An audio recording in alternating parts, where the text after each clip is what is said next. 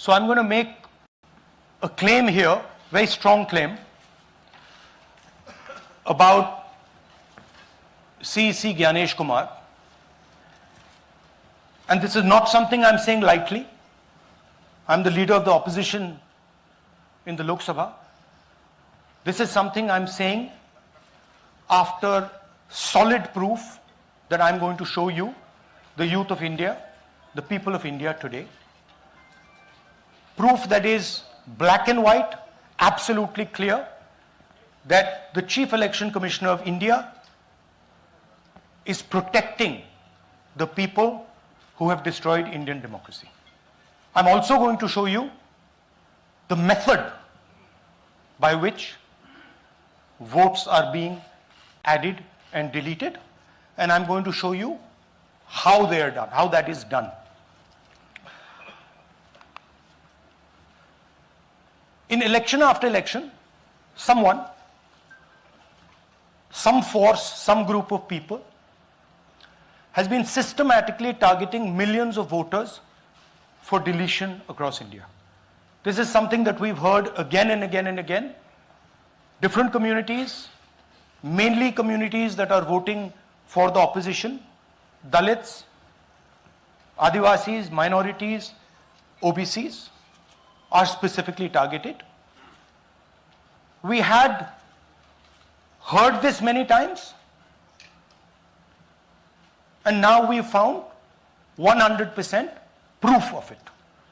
Please understand, I am not going to say anything on this stage that is not backed up by 100% proof. I am somebody who loves my country. I love my constitution. I love the democratic process, and I am protecting that process. And so I'm not going to say anything here that is not going to be based on 100% proof that you can determine. The burden of the judgment is yours. I am going to lay the proof in front of you. You will see it and say, actually, this is pretty solid proof. Aland is constituency in Karnataka. 6,018 votes. Somebody tried to delete 6,018 votes. We don't know the total number of votes that were deleted in Aland in the 23 election. They are much higher than 6,018. But somebody got caught deleting 6,018 votes. And it was caught, like most crimes, by a coincidence. What happened was, the booth level officer there noticed that her uncle's vote was deleted. And so she checked who deleted her uncle's vote, and she found that it was a neighbor. पड़ोसी ने uncle का vote delete किया था. उसने जाके पड़ोसी से पूछा कि आपने मेरे अंकल का वोट क्यों डिलीट किया. पड़ोसी ने कहा, मैं तो जानता ही नहीं, मैंने तो कुछ वोट डिलीट ही नहीं किया. Neither did the person deleting the vote know, nor did the person whose vote was deleted know. Some other force hijacked the process and deleted the vote. And as luck would have it, got caught. What does the operation look like? In Aland, 6,018 applications were filed, impersonating voters. The people who filed these applications actually never filed them. And we will show you evidence of that on this stage. The filing was done automatically using software. We will show you that. Mobile numbers from outside Karnataka, from different states, and you can see on the map, from different states were used to delete numbers in Aland. And it was done targeting Congress voters. So this was not random. We will show you again that these deletions were specifically targeting booths where the Congress party was winning. Here is example number 1, lady called Godabai. Someone created fake logins, deleted 12 voters, attempted to delete because then this was stopped. Godabai, of course, has no idea. Can you show us what Godabai has to say about this? Election time ಈಗ ನಾ ಅರ್ಜಿ ಹಾಕಿಲ್ಲ, ನನಗೆ ಅದಕ್ಕೆ ಸಂಬಂಧ ಇಲ್ಲ, ಅದು ಯಾರು ಹೊಟ್ಟಿ ಕಿಚ್ಚಿಗೆ ಯಾರು ಏನ ಹಾಕ್ಯಾರ ಅನ್ನೋದು ನನಗೆ ಗೊತ್ತಾಗಿಲ್ಲ. So she has no idea. These were the cell phone numbers that were used to delete these people. These are not from Karnataka. These numbers are from different states. You can see here.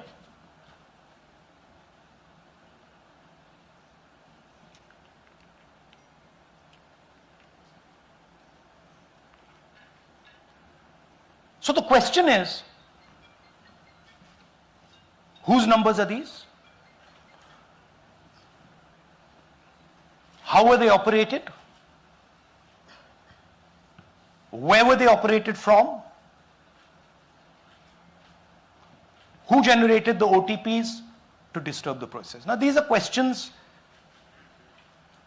that arise out of this.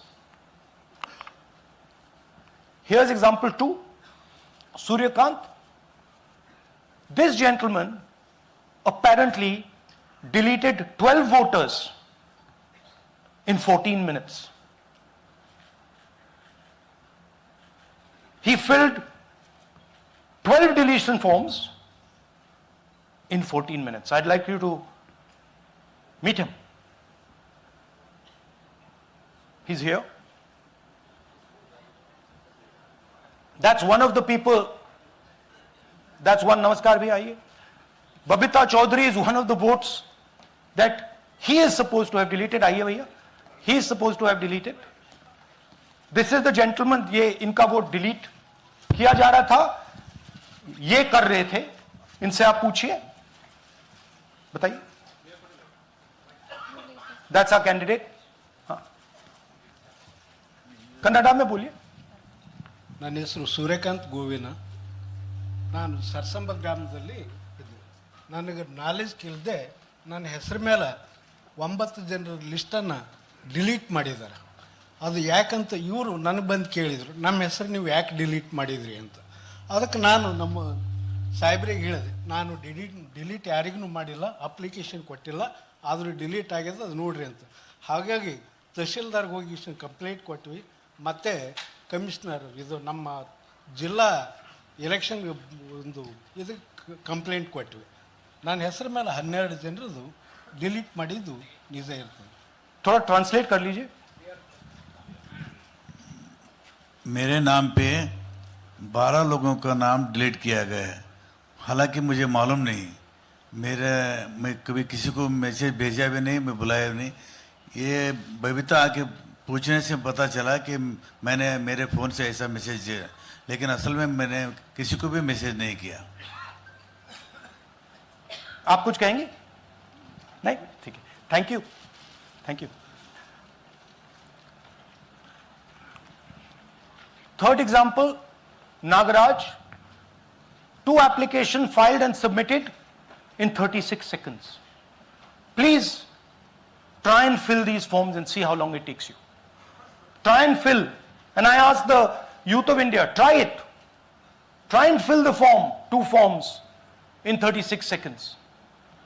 You'll see the answer to this question. Notice also what time this gentleman fills the form. For some reason he gets up at 4:07 in the morning and suddenly fills 2 forms in 38 seconds.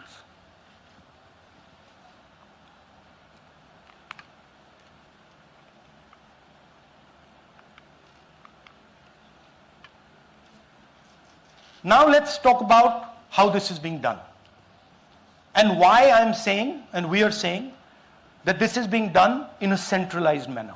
And this is being done not using individuals, but using software. Look at the serial numbers. Serial number 1, serial number 1, serial number 1, serial number 1. Serial number 1 means that this is the first person whose name, this is the first name in the booth. So a software is picking up the first name in the booth and using it to delete voters. So someone ran an automated program that ensured the first voter of the booth was the applicant. That same person got cell phones from outside the state, used them to file the applications.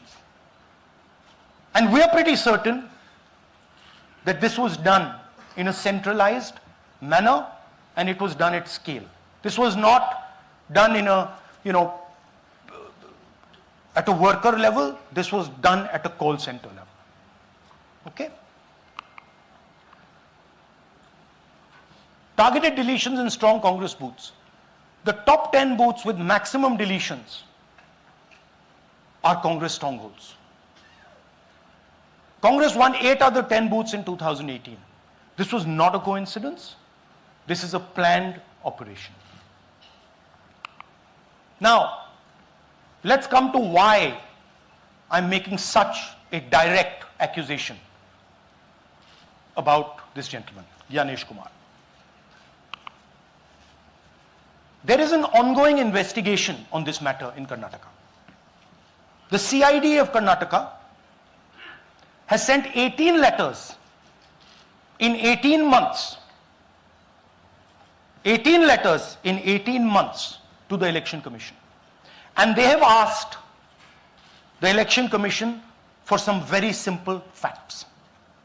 Number 1, give us the destination IP from where these forms were filled. Number 2, give us the device destination ports from where these applications were filed. And number 3, most important, give us the OTP trails, because when you file, you have to get an OTP. 18 times in 18 months.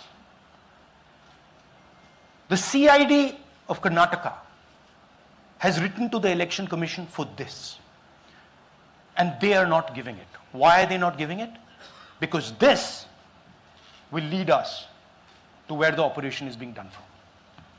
And we are absolutely convinced where this is going to lead. I'll give you a little bit of the chronology. FIR is filed February 23. Karnataka CID writes to ECI requesting all details of these numbers and these transactions almost immediately in March. In August, EC gives a reply, doesn't fulfill any of the demands, and doesn't give us the information. Doesn't give the CID of Karnataka the information that will lead them to their destination. January 24, Karnataka CID writes to ECI again and says, please send us full information. No answer. Karnataka CID by September 25, last letter went in September 25, has written 18 reminder letters. While this is going on, the CEC of Karnataka writes to the Election Commission in Delhi and says, there is a matter. Please provide this information. And the CEC of Karnataka multiple times asks the Election Commission. No answer. Now this is absolute solid proof that Gyanesh Kumar is protecting the people who are doing this. This is also absolute solid proof, what I've shown you, that this is being done in a centralized way, this is being done at scale, and this is being done using large resources. Question is, who is the someone? And the answer is with the EC today. The Election Commission of India knows who is doing this. And I want every single youngster in India to know that they are attacking this. And this is your future. When they are not giving this information, they are defending the murderers of our democracy. And it is important that every youngster knows this. Your jobs, your future, your aspirations all come from this instrument. And the Chief Election Commissioner, Mr. Gyanesh Kumar, is not telling the CID of Karnataka who is doing this. This is not an isolated case. There are many such cases. Here is another one. Maharashtra, Rajora, same idea. 6,850 targeted voters added. Anand we caught deletions, Rajora we caught additions. But the basic idea is the same. Phones from outside, people who are supposed to have added voters don't know that they've added voters. People who have deleted voters don't know that they've deleted voters. You can see, you might remember that, those names there. JW, JW, JW, JW from the last presentation. Same model. So it's the same system that is doing this. It's doing it in Karnataka. It's doing it in Maharashtra. It's done it in Haryana. It's done it in UP. And we have proof of all of it.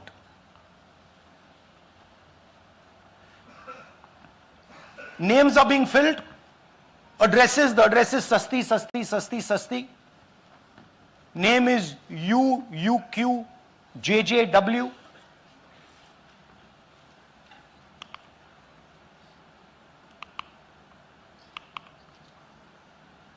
So, what are we saying here? That the Chief Election Commissioner of India, Gyanesh Kumar, needs to stop protecting the people who are destroying Indian democracy. We have given you 100% bulletproof proof here. It cannot be doubted. You have seen it with your own eyes. Right? EC has to release this data of these phones, these OTPs, within a week. Otherwise,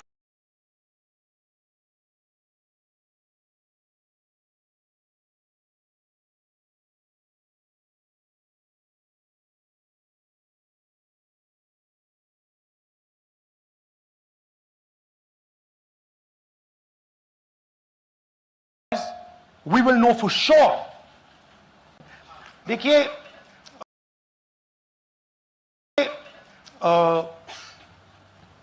ये H bomb तो नहीं है. H bomb आ रहा है, hydrogen bomb आ रहा है. ये एक और उदाहरण है वोट चोरी का. पिछली बार मैंने आपको एडिशंस के बारे में बताया था. ये हम आपको डिलीशंस के बारे में दिखा रहे हैं, और सबूत के साथ हम आपको दिखाएंगे कि ये जो डिलीशंस हुए हैं ये सेंट्रलाइज तरीके से कॉल सेंटर के प्रयोग करके, सॉफ्टवेयर के प्रयोग करके किए गए हैं.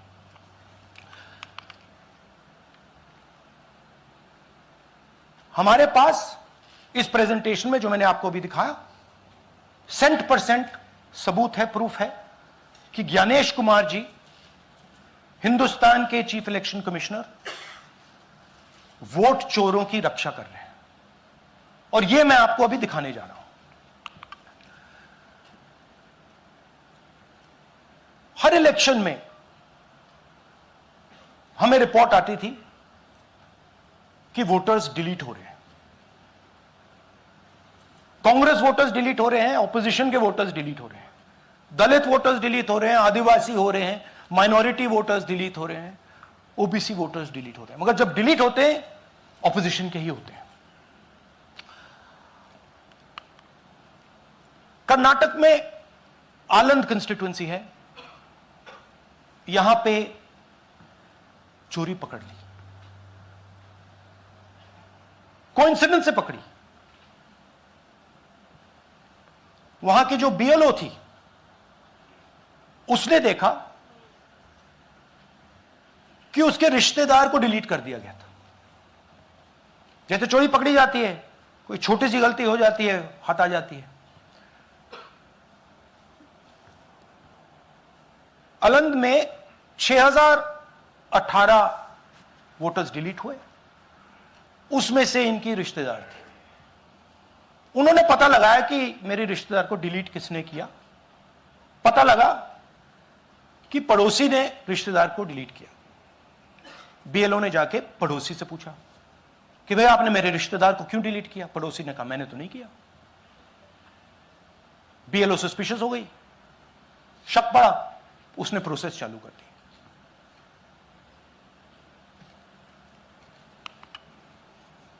पता क्या लगा कि कोई ना कोई, किसी ने अलंद में वोटर डिलीशन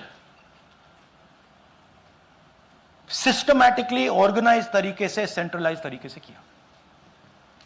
हमें यह नहीं मालूम कि आलंद में कितने वोटर डिलीट हुए, क्योंकि इससे बहुत ज्यादा हो सकते हैं। 6000, तकरीबन 6000 पकड़े गए, उस पर इन्वेस्टिगेशन हो गया। क्या पता लगा कि फाइलिंग ऑटोमेटिकली ऑनलाइन हो रही है। मोबाइल नंबर्स कर्नाटक के नहीं यूज हो रहे, मोबाइल नंबर्स दूसरी स्टेट्स के यूज हो रहे हैं। इनफैक्ट कर्नाटक के नंबर थे ही नहीं उसमें। मतलब आप दिल्ली में बैठे डिलीट कर रहे हो, आपका नंबर तमिलनाडु का है। आप गुड़गांव में डिलीट कर रहे हो, आपका नंबर झारखंड का है। और जब हम चेक कर रहे हैं कि भैया आपका नंबर है, तो आपका नंबर है ही नहीं, किसी और का नंबर। और टारगेट करके कांग्रेस वोटर्स को डिलीट किया गया। ये गोदाबाई जी हैं, इनके नाम पर 12 वोटर्स डिलीट किए गए। इनको मालूम ही नहीं, इनको पता ही नहीं कि इन्होंने 12 वोटर्स डिलीट किए। दिखाइए जरा। ಇಲೆಕ್ಷನ್ ಟೈಮ್ ಈಗ ये इनका वीडियो है। ನಾ ಅರ್ಜಿ ಹಾಕಿಲ್ಲ, ನನಗ ಅದಕ್ಕೆ ಸಂಬಂಧ ಇಲ್ಲ। ಅದು ಯಾರು ಹೊಟ್ಟಿ ಕಿಚ್ಚಿ ಯಾರು ಏನ ಹಾಕ್ಯಾರ ಅನ್ನೋದು ನನಗೆ ಗೊತ್ತಾಗಿಲ್ಲ। तो इनको आइडिया नहीं है कि इन्होंने वोटर्स डिलीट कर दिए।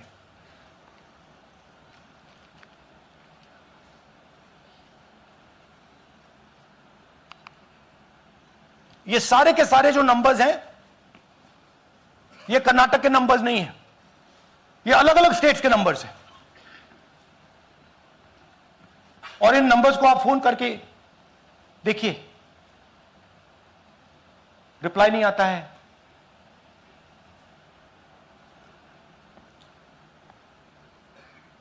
तो सवाल यह है कि किसके नंबर्स हैं, ये किसने ऑपरेट किए, जब इन्होंने ऑपरेट किए ये कहां थे,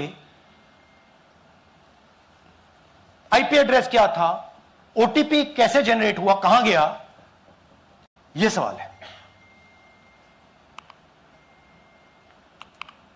यह दूसरा उदाहरण, सूर्यकांत जी जो अभी स्टेज पे आए थे, इन्होंने 12 वोटर्स को 14 मिनट में डिलीट कर दिया। आप फॉर्म भरने की कोशिश कीजिए, डिलीशन फॉर्म भरने की कोशिश कीजिए, देखिए। और जब हमने इनसे पूछा कि भैया आपने ये कैसे किया, वो कहते हैं मैंने तो नहीं किया, मैं तो जानता ही नहीं हूं।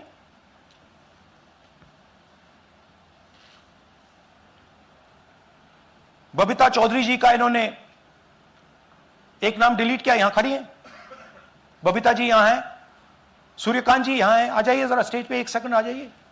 ये दोनों खड़े हैं यहां पे, सूर्यकांत जी, बबीता जी। इनको मालूम ही नहीं कि इन्होंने डिलीट किया। Thank you. नागराज जी, इन्होंने 2 एप्लीकेशन 36 सेकंड में फाइल कर दी है।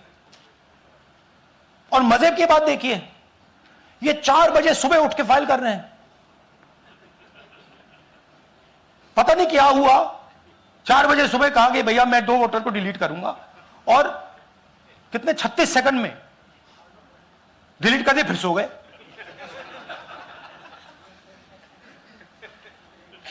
हमारी माइंड में पहले सवाल था कि क्या इलेक्शन कमीशन भी सो रहा है, मगर नहीं, सोया कोई नहीं है, जगे हुए हैं, सिस्टमैटिकली मदद हो रही है।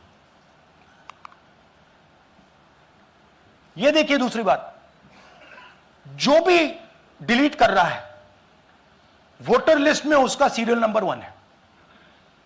मतलब जो भी वोटर लिस्ट में पहले नंबर पे आता है वही डिलीट कर रहा है। 5वें नंबर वाला, 7वें नंबर वाला, 10वें वाला कोई नहीं कर रहा। तो हो क्या रहा है, सॉफ्टवेयर से यह काम किया जा रहा है। सॉफ्टवेयर प्रोग्राम कह रहा है पहला नाम निकालो और इसका प्रयोग करके डिलीट करो। टारगेटेड डिलीशंस हो रहे हैं। कांग्रेस पार्टी पर आनंद में अटैक किया। टॉप 10 बूथ्स जहां सबसे ज्यादा कांग्रेस की स्ट्रेंथ थी वहां टारगेट किया। और 2018 में पिछले इलेक्शन में 10 में से 8 बूथ कांग्रेस पार्टी जीती थी, और इन 8 में से इन्होंने 6000 लोग उड़ाने की कोशिश की। ये कोइंसिडेंस नहीं था, ये प्लान था, और ये सेंट्रलाइज तरीके से किया जा रहा है। अब मैंने बहुत बड़ी बात बोली, चीफ इलेक्शन कमीशन के बारे में मैंने बोला कि यह व्यक्ति वोट चोरों की रक्षा कर रहा है। जो भी मैं यहां बोल रहा हूं 100% प्रूफ के साथ, सबूत के साथ बोल रहा हूं। और मैं अभी आपको दिखाना चाहता हूं कि मैं ये शब्द क्यों बोल रहा हूं और किस बेसिस पे बोल रहा हूं। आपको अपनी आंखों से ये दिखेगा। कर्नाटका सीआईडी ने केस चालू किया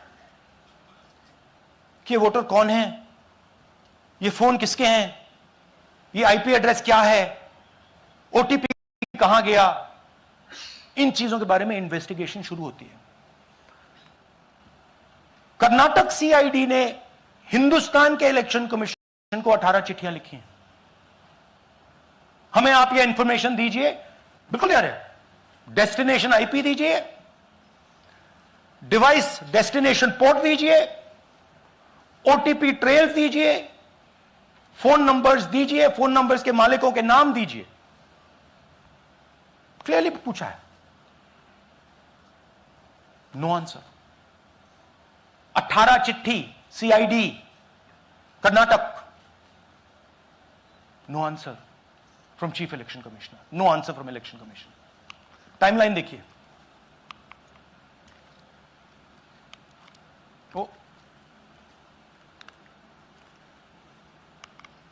ओके, फरवरी 23 में इन्वेस्टिगेशन शुरू होती है। मार्च 23 में कर्नाटका सीआईडी चिट्ठी लिखती है ईसीआई को कि हमें सारे डिटेल्स दे दीजिए। अगस्त में इनकंप्लीट डिटेल्स दी जाती हैं, जिससे कोई इन्वेस्टिगेशन आगे नहीं बढ़ेगा। जिन चीजों की जरूरत थी वो नहीं दी, जिसकी जरूरत नहीं थी वो सारी दे दी। पहला सबूत। दूसरा सबूत, 18 बार रिमाइंडर लेटर गए हैं। आपको अगर सीआईडी एक बार लेटर भेज दे और आप नहीं गए, आप जानते हो क्या होगा। यहां पे इलेक्शन कमीशन को 18 बार लेटर गए हैं, कुछ नहीं हुआ है। बाद में क्या होता है, कर्नाटक ईसी इलेक्शन कमीशन को लिखता है, कहता है भैया हमें दे दीजिए, आपको इंफॉर्मेशन देना पड़ेगा। No reply. मार्च 25 में आखिरी लेटर सितंबर में गया है, कुछ ही दिन पहले। No reply from EC. यह है सबूत कि ज्ञानेश कुमार जी वोट चोरों की रक्षा कर रहे हैं, और यह ब्लैक एंड व्हाइट सबूत है, इसमें कोई कंफ्यूजन नहीं है कहीं।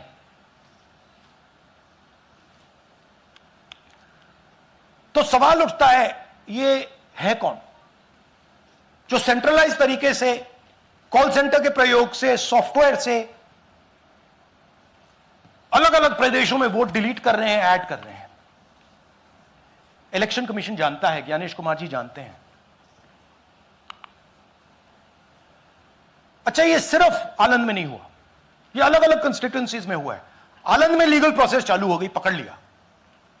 यहां महाराष्ट्र में उसी मोडस ऑपरेंडी से, उसी सिस्टम से यहां पे वोट ऐड हुए हैं। आनंद में डिलीट, रजौरा में एडिशन, 6850।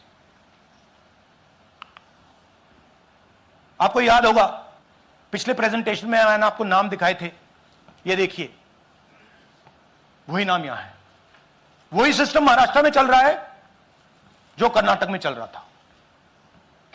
नाम वैसे ही है, JW JW JW, पता वैसा है JW JW, नाम यू जैसे किसी ने टाइप करके लगा दिया। तो जो ये काम कर रहा है, ये उत्तर प्रदेश में, हरियाणा में, बिहार में, कर्नाटक में, महाराष्ट्र में वही कर रहा है।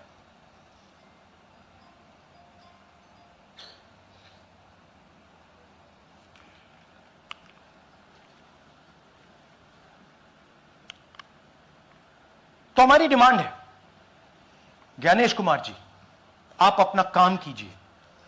आपने ओथ लिया है, आप हिंदुस्तान के चीफ इलेक्शन कमिश्नर हैं। आपसे कर्नाटक की CID सबूत मांग रही है। आप कर्नाटक की CID को यह सबूत 1 सप्ताह के अंदर दे दीजिए, नहीं तो पूरा हिंदुस्तान के सारे युवा इस बात को एक्सेप्ट करेंगे कि आप हिंदुस्तान के कॉन्स्टिट्यूशन, हिंदुस्तान के संविधान की हत्या में शामिल हो, हिंदुस्तान के संविधान की रक्षा नहीं कर रहे हो, और वोट चोरों की आप मदद कर रहे हो। Thank you. और थोड़ी देर में हम आपको हाइड्रोजन बॉम्ब दिखाने जा रहे हैं। नहीं, आज नहीं, थोड़ी देर में उसकी प्रिपरेशन चल रही है। क्योंकि हम देखिए, मैंने टीम से कहा है कि अगर मैं स्टेज पे जा रहा हूं, ब्लैक एंड व्हाइट प्रूफ नहीं होगा, मैं नहीं जाऊंगा। अगर ब्लैक एंड व्हाइट प्रूफ होगा, जो कोई मतलब उसको निगेट नहीं कर सकता, मैं जाऊंगा। मैं देश के कॉन्स्टिट्यूशन की रक्षा कर रहा हूं, संविधान की रक्षा कर रहा हूं, मैं लोकतंत्र की रक्षा कर रहा हूं, और मैं सच्चाई आपके सामने रख रहा हूं। बहुत बहुत धन्यवाद, नमस्कार, जय हिंद। सर 3 सवाल। PTI से संजीव चोपड़ा। या राहुल जी, दिस साइड। या राहुल जी इधर, हाँ, कहाँ है? To your right. हाँ, हेलो।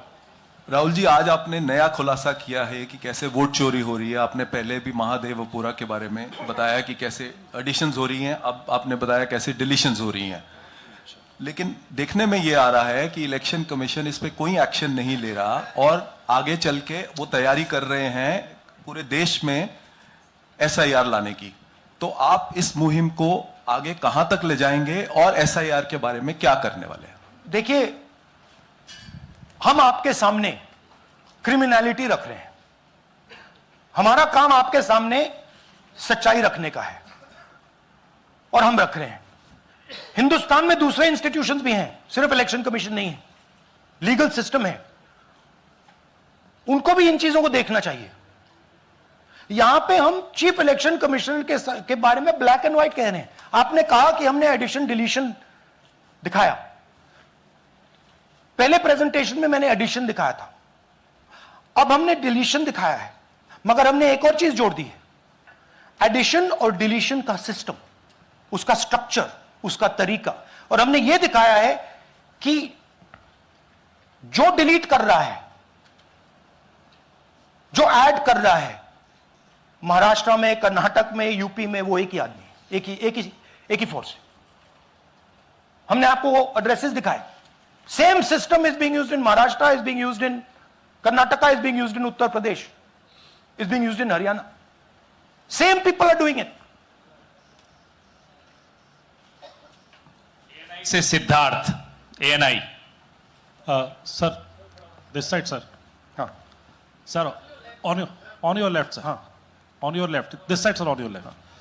सर, मेरा आपसे सवाल ये है कि जब आप कह रहे हैं कि ज्ञानेश कुमार जो चीफ इलेक्शन कमिश्नर है, उन्हें पता है ये कौन कर रहा है, हाँ। और ये पॉलिटिकल फायदा जरूर किसी को हो रहा है। आप कह रहे हैं कांग्रेस के बूथ के ऊपर ही हाँ। सारे वोट्स डिलीट किए जा रहे हैं, तो वो कौन लोग आपके हिसाब से हैं जिनको ये फायदा पहुंच रहा है, पहला। और दूसरा ये कि वो जब आपने एक देखिए, हफ्ते का हाँ, समय दिया sorry। है, जब आपने एक हफ्ते का समय दिया है, तो क्या एक हफ्ते बाद आप इसको आगे कैसे इनिशिएट करेंगे? क्या आप लोग कोर्ट का रास्ता अपनाएंगे या और कोई हायर एजेंसी से इस बात की डिमांड करेंगे? क्योंकि ये ऑर्गेनाइज्ड तरीके से क्राइम दिखाई दे रहा है जो आप बता रहे हैं, अगर आपकी बात के ऊपर जाएं। देखिए, फ्रैंकली ये जो मैं यहां कर रहा हूं, ये मेरा काम नहीं है।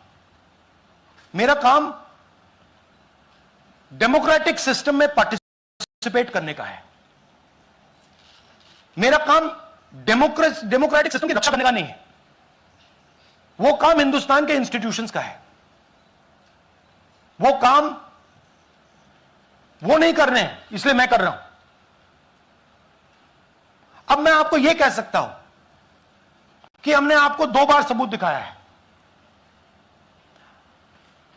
और जब हम ये प्रेजेंटेशंस खत्म करेंगे, इसमें लगेंगे 2-3 महीने, जब हम ये खत्म करेंगे,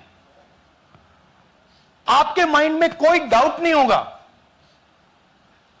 कि हिंदुस्तान में state after state, Lok Sabha after Lok Sabha चोरी हो रही है। तो मेरा काम सच्चाई दिखाने का है।